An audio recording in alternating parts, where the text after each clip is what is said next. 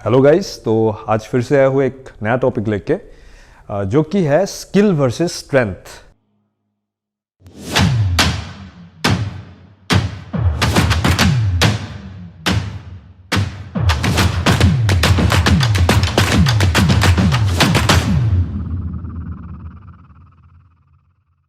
ये topic recently मुझे ज़्यादा सुनने को मिल रहा है, स्पेशली जो यूएफसी का मैच हुआ था, टाइटल बेल्ट का जो फाइट हुआ था देसेनिया वर्सेस पेरेरा और फिर माकाचेव वर्सेस ओलिवेरा, वहाँ पे ये चीज़ ज़्यादा विजिबल था। शायद इसीलिए ये क्वेश्चन मुझे ज़्यादा मिल रहा है मेरा इंस्टाग्राम हैंडल में, और जो लोग मुझसे कांटेक्ट में हैं तो वो लोग ज़्यादा ये क्वेश्चन कर रहे हैं कि स्किल वर्सेस स्ट्रेंथ एक फाइट में कौन सा ज़्यादा इंपॉर्टेंट है, या फिर हम जब ट्रेनिंग करते हैं तब कि कौन सी चीज़ में ज़्यादा इंपॉर्टेंस देना चाहिए, स्किल ट्रेनिंग में ज़्यादा टाइम देना चाहिए या फिर स्ट्रेंथ ट्रेनिंग में ज़्यादा टाइम देना चाहिए। आज हम वीडियो में यही डिस्कस करेंगे। साथ ही साथ जो फाइट हुए थे recently Adesanya versus Pereira plus Makhachev versus Oliveira, वो फाइट में भी कौन कौन सा चीज़ हमको ज़्यादा डिटेल में देखना चाहिए, उस बारे में भी हम डिस्कस करेंगे। और वीडियो में आगे बढ़ने से पहले मैं आपसे रिक्वेस्ट करता हूँ कि प्लीज़ मेरा जो नया चैनल है legacy combat MMA and fitness, उसको सब्सक्राइब कर दीजिए ताकि मेरा जो ट्रेनिंग वीडियोस आने वाला है उसके साथ आप जुड़ पाए। मुझे अब भी याद है जब मैं पहली बार मार्शल आर्ट सीखने गया था एक क्लब में, मेरा शायद उम्र 14-15 ईयर्स होगा। तो उस वक्त मैं 2-3 महीना प्रैक्टिस के बाद मैंने सोचा था कि शायद एक जिम ज्वाइन कर लो, थोड़ा सा बॉडी बनाओ, थोड़ा स्ट्रेंथ डेवलप करूँ। पर मैंने जब ये बात अपने क्लब के दूसरे मेंबर्स को कहा तो उन्होंने मुझे बहुत ज़्यादा डिमोटिवेट कर दिया। बोला कि नहीं, ऐसा नहीं होता है, अगर तुम स्ट्रेंथ ज़्यादा ग्रो कर लो या फिर अगर मसल ज़्यादा बढ़ा लो तो तुम्हारा स्पीड घट जाएगा, तुम ज़्यादा फाइट नहीं कर पाओगे, मार्शल आर्ट नहीं सीख पाओगे, ऐसा बोला गया था। और सिर्फ मैच ही नहीं, इवन कोचेस भी वैसे ही बोलते थे उस टाइम पे। मैं जहाँ भी गया था, अभी भी बहुत जगह यही बोलता है। तो एक कॉन्सेप्ट डेवलप हो गया था मेरा कि शायद जिम एक ख़राब चीज़ है, जिम करने वाले लोगों का बॉडी मतलब ये स्ट्रेंथ इतना वैल्यू नहीं करता मार्शल आर्ट में। और उस टाइम पे जो मूवीज़ निकलता था, हम तो मार्शल आर्ट कौन करता है ऐसा, कहाँ से सीखा था, मूवीज़ देख के ही सीखा था। ओंग बैक देखा था, जैकी चैन का मूवी, ब्रूसली का मूवी, वहाँ पे तो हीरो लोग तो लीन ही होते थे, उनका ज़्यादा मसल नहीं था। तो हमारा कॉन्सेप्ट वैसे ही डेवलप हो गया था कि शायद मसल इतना इम्पोर्टेंट नहीं है, स्पीड इम्पोर्टेंट है, स्किल इम्पोर्टेंट है, ट्रेनिंग ज़्यादा इम्पोर्टेंट है, स्ट्रेंथ को हम इतना इम्पोर्टेंस नहीं देते थे। तो वैसा कॉन्सेप्ट चलता गया, बहुत साल वैसे ही प्रैक्टिस किया। अराउंड 2-3 साल मैंने वैसे ही प्रैक्टिस किया। फिर एक दिन हमारे क्लब में एक बहुत मोटा सा एकदम बॉडी बिल्डर एक लड़का आया। फिर उसका तो देखा था ख़राब ही था, पहले बहुत स्टिफ था ना बॉडी, तो गार्ड नहीं ले पाता था, ऐसे रहता था, और किक वगैरह एकदम बहुत स्पीड में करता था, लेकिन पता चल जाता था कि वो स्मूथनेस नहीं है, वो बॉडी लैंग्वेज उसका डेवलप नहीं हो रहा है, थोड़ा टाइम लग रहा है। तो हम तो एकदम इजी सोच रहे थे कि इसको हराना कौन सी बड़ी बात है, इसको तो 1-2 किक में ही ये गिर जाएगा। हाइट में भी थोड़ा ऊंचा था और बॉडी पूरा मतलब बॉडी बिल्डर फिजिक था। फिर एक दिन क्या हुआ, हम तो बहुत दिन पहले से करते थे, तो उसको बुलाया एक दिन, हम बात किए और सोचा कि थोड़ा स्पैरिंग वगैरह कर लेते हैं। तो हम लोग नॉर्मल किक बॉक्सिंग स्पैरिंग कर रहे थे। फिर हमने बहुत किक लगाए, हम लोग ज़्यादा पावर में तो नहीं लगाए थे, पर हमको पता था कि एक नॉर्मल आदमी जब मुझे किक करेगा तो मुझे कैसा इम्पैक्ट होगा और मैं कितना तक झेल पाता हूँ। तो उसने क्या किया, उसने अचानक, उसका भी हैबिट नहीं है रोकने का, तो उसने अचानक मुझे साइड किक दे दिया। एक साइड किक मेरा हिट हो गया और मुझे फील हुआ कि उसका स्ट्रेंथ है, उसको आता नहीं था साइड किक, लेकिन जब उसने साइड किक किया तब मुझे रियलाइज़ हुआ कि स्ट्रेंथ का वैल्यू एक्चुअली एक फाइट में बहुत ज़्यादा इंपॉर्टेंट है। Actually strength is all about 60% of a fight. अगर स्ट्रेंथ नहीं है, सिर्फ स्किल के बेसिस पे आप फाइट कर रहे हैं, इट्स जस्ट 40%। एंड 40% पे भी आपका लक भी फेवर करता है, उसमें 40% में 10% लक भी सोच लीजिए। लक भी एक फाइट में बहुत इंपॉर्टेंट फैक्टर है। तो स्किल वर्सेस स्ट्रेंथ पे हम स्ट्रेंथ को कभी अंडर एस्टिमेट नहीं कर सकते। एक फाइट में स्ट्रेंथ का इंपॉर्टेंस बहुत ज़्यादा होता है। और स्किल क्या है, स्किल एक्चुअली डजंट मीन आपका स्ट्रेंथ नहीं है। एक आदमी स्किल बोलने से हम उनके पास स्ट्रेंथ है ही सोचते हैं, पर just for the video purpose या फिर आज जो डिस्कशन का टॉपिक है उसके लिए हम लोग आज स्ट्रेंथ को स्किल से सेपरेट कर रहे हैं। आज स्किल का मतलब यही होगा कि जो स्पीड है, जिनका स्पीड है या फिर जिनका एक्यूरेसी है, जिनका टेक्निक है, specially technique and rest of it other than strength, तो उसके बारे में डिस्कस करते हैं। क्योंकि रिसेंट जो फाइट्स हुए थे वहाँ पे हमको वो चीज़ बहुत ज़्यादा देखने को मिला था। एक जो बंदा था हमारा चार्ल्स ओलिवेरा था, बहुत हाईली स्किल था, बहुत लो लेवल से बहुत ऊपर तक आया था, वो तो सब लोग जानते ही है। तो उनका प्लस जो इस्लाम माकाचेव का जो ट्रेनिंग था, वो लोग भी बहुत ही हार्श एक रीजन से आए हैं, दागिस्तान से आए हैं। उनका जो ट्रेनिंग है, ट्रेनिंग मेथड से जो फाइट हुए थे, तो उसके बारे में भी हम डिस्कस करने से ये बात बहुत अच्छे से ट्रांसपेरेंटली देखा जा सकता है कि स्ट्रेंथ और स्किल में डोमिनेंस किसका है। या फिर पेरेरा वर्सेस एडिसेनिया में भी देख लीजिए, पेरेरा का फिजिक का जो स्ट्रक्चर था उस वक्त और एडिसेनिया का जो कंडीशन था, आप उस पर डिफरेंस देख लीजिए। और मसल का साइज पे भी आपका स्ट्रेंथ डिपेंड करता है, वो भी आपको जानना चाहिए।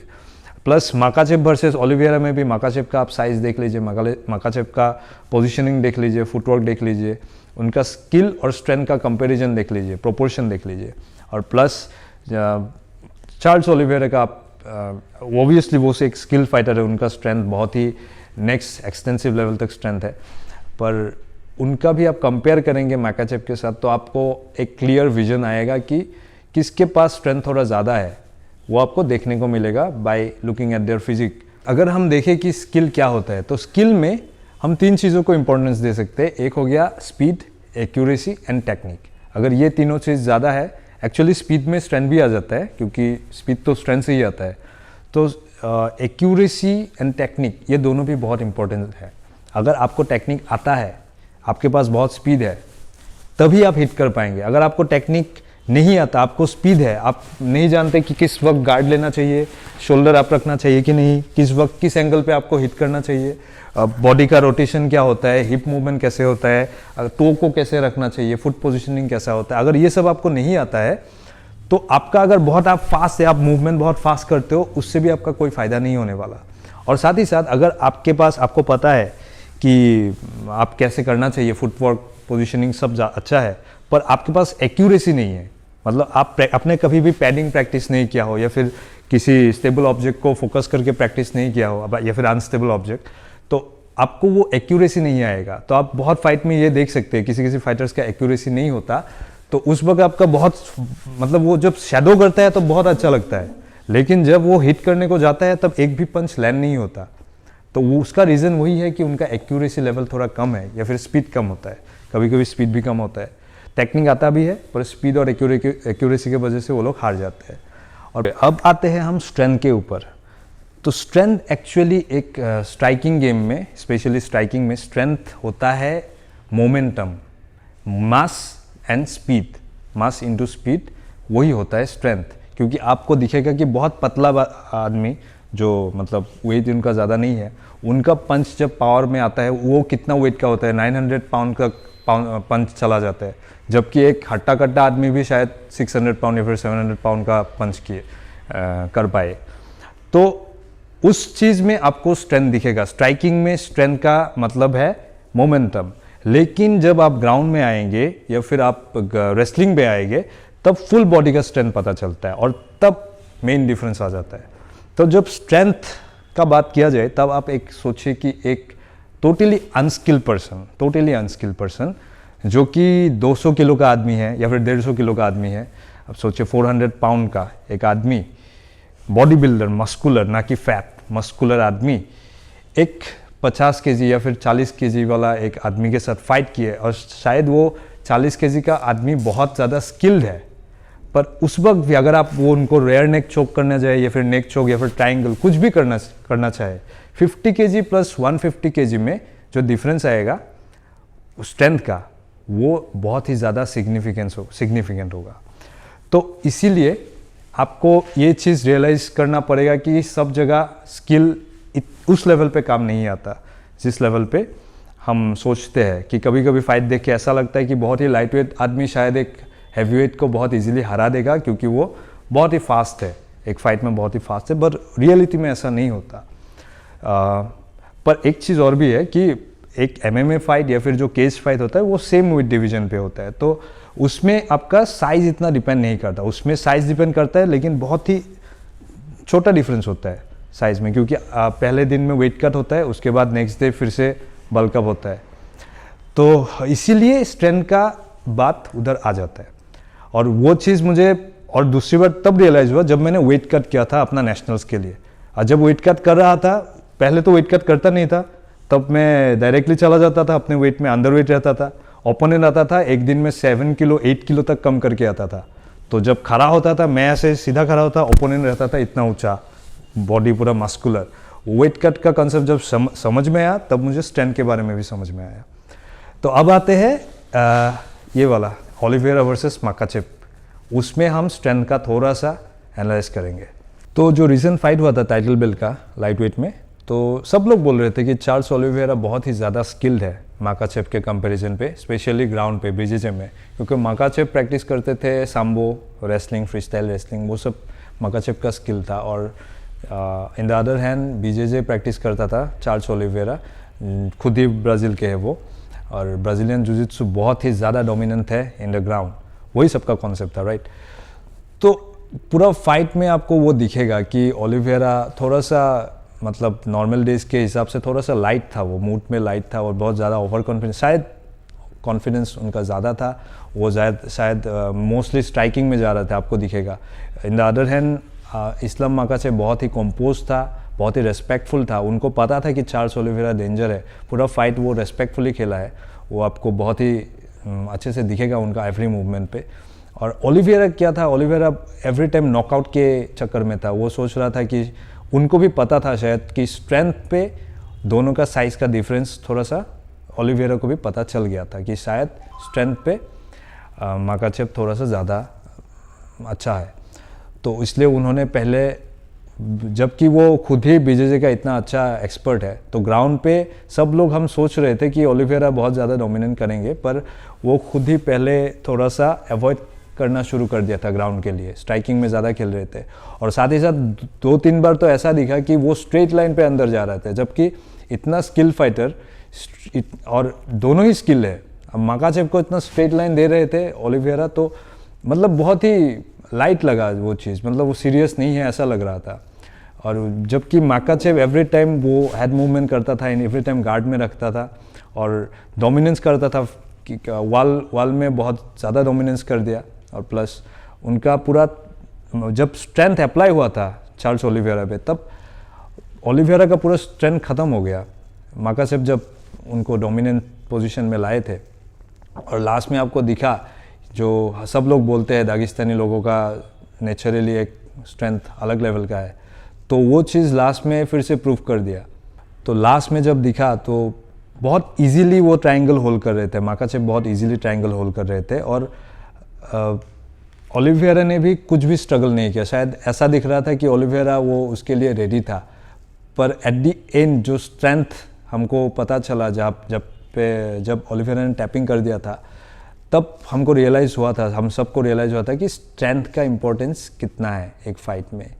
फिर नेक्स्ट में आप देखेंगे पेरेरा वर्सेस एडिसेनिया में, पेरेरा का आप फिजिक देखिए, पहले बार एडिसेनिया बहुत लीन लग रहे थे पूरे फाइट में, और एडिसेनिया बहुत फास्ट मूवमेंट करते हैं। पहले भी एडिसेनिया सेम दो बार पेरेरा के साथ सेम तरीके से नॉक हुआ, और इस बार लेकिन एडिसेनिया फर्स्ट राउंड पे बहुत ही ज़्यादा डोमिनेंस दिखा रहे थे, बहुत ही स्किल दिखा रहे थे, अपना स्ट्रेंथ दिखा रहे थे, और शायद 10 सेकंड ज़्यादा मिल जाता तो पेरेरा हार जाता, एडिसेनिया ही जीत जाते। तो नेक्स्ट राउंड पे क्या हुआ, शायद थर्ड और फोर्थ राउंड पे एडिसेनिया ने फुल डोमिनेंस दिखाया, पेरेरा पूरा थक गए थे, स्पेशली ग्राउंड पे थक गए थे। तो लास्ट राउंड पे जब एडिसेनिया आ गए, तब एडिसेनिया के पास स्ट्रेंथ नहीं था, और पेरेरा को बहुत ही ज़्यादा स्ट्रेंथ जैसा लग रहा था, बहुत ही ज़्यादा एंड्योरेंस है जैसा लग रहा था। और लास्ट में तो आपको सबको पता ही है, उनका गार्ड ओपन हो गया, और जब फर्स्ट राउंड पे एडिसेनिया ने हिट किया था, उसका जो इम्पैक्ट था पेरेरा के ऊपर, आप लास्ट राउंड पे उसका टोटली ऑपोजिट देखने को मिला। पेरेरा का इम्पैक्ट आप देख सकते हैं, दोनों का पंच का इम्पैक्ट आप देख सकते हैं, और वो आया है स्ट्रेंथ से, बॉडी स्ट्रेंथ से। उसमें स्किल तो है ही, साथ ही साथ स्किल तो दोनों का ऑलमोस्ट सेम लेवल का ही हम बता सकते हैं, लेकिन इस फाइट पे ऑब्वियसली बॉडी पावर स्ट्रेंथ वो डिपेंड किया है। तो इसीलिए ये कॉन्सेप्ट बहुत ही ख़राब है, बहुत ही गलत है, जो हमारे कराटे क्लब्स में या फिर वो जो लोकल मार्शल आर्ट क्लब्स होते हैं वहाँ पे जो दिया जाता है कि जिम मत करो या फिर स्ट्रेंथ ट्रेनिंग मत करो। एक फ़ाइट के लिए आप वैसा नहीं सोच रख सकते हैं। एक फ़ाइट में स्ट्रेंथ ट्रेनिंग बहुत ही ज़्यादा इम्पोर्टेंट है। आपको हैवी वेट लिफ्ट करना चाहिए, आपको पावर ट्रेनिंग करना चाहिए, फंक्शनल मोबिलिटी वो तो रहेगा ही, लेकिन आपको वेट ट्रेनिंग या फिर स्ट्रेंथ ट्रेनिंग तो करना ही चाहिए इम्पैक्ट के लिए। और क्रॉसफिट जैसा ट्रेनिंग और भी अच्छा है। कैलिस्थेनिक भी चाहिए, रेसलिंग करना है तो आप कैलिस्थेनिक में जाइए, आप स्ट्राइकिंग में आप क्रॉसफिट अप्लाई कीजिए, फंक्शनल अप्लाई कीजिए, पर आपको स्ट्रेंथ ट्रेनिंग चाहिए। सिर्फ स्किल से आप फाइट नहीं कर सकते। तो आज मेरा यही बोलने का मकसद था कि आप दोनों को एक साथ कीजिए, स्ट्रेंथ को आप नेगलेक्ट मत कीजिए। स्किल तो इम्पोर्टेंट है ही, पूरा का पूरा फाइट स्किल पे ही बेस्ड है, लेकिन स्ट्रेंथ एक मेजर फैक्टर प्ले करता है। तो आज के लिए हम यहीं पे एंड करते हैं। आपका कोई भी क्वेश्चन हो आप प्लीज़ कमेंट बॉक्स में लिख दीजिए अपना क्वेश्चन। और मेरे साथ जुड़ने के लिए मेरा इंस्टाग्राम में इंडियन कॉम्बैट कोच बोल के सर्च करने से आपको मिलेगा। इंस्टाग्राम में आप फॉलो कर सकते हैं। और मेरा जो नया चैनल है legacy combat MMA and fitness, मेरा जिम के नाम पे, उसमें मैं ट्यूटोरियल वीडियोस अपलोड करने वाला हूँ और कर ही रहा हूँ एक्चुअली। तो आप प्लीज़ उसको सब्सक्राइब कीजिए ताकि मेरे ट्रेनिंग के साथ आप जुड़ पाए। Thank you.